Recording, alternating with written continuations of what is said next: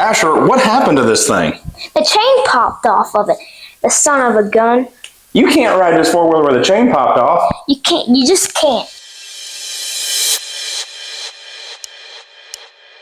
Welcome back to The Ultimate Dad. In this video, Asher's going to show you how to fix a popped off chain on his ATV.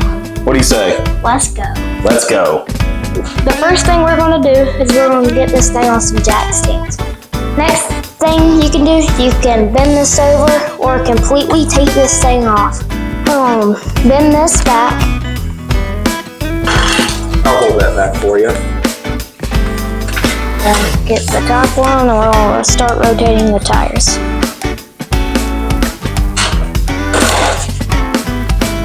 There you have it. Once the chain is back on, you can flip this plastic guard back over the chain.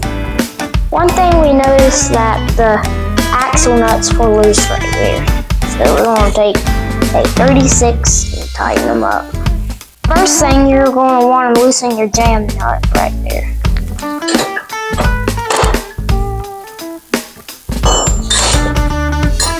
Once the jam nut is loosened, you can tighten the main nut all the way.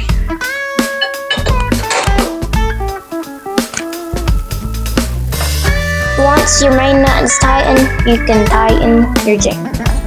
First, I'm going to do it like this. And then, I'm going to tighten that all the way with the wrench.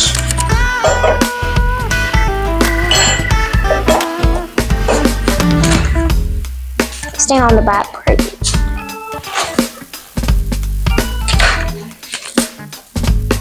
We're going to do the same thing that we did this side on this side. So we did notice we are going to have to replace the chain soon because there is no adjustment right here. Last step is to lubricate the chain. And we put this towel down to protect the floor from any of the drips that come from the chain lube. But it is important to spin the tire while you are lubricating the chain.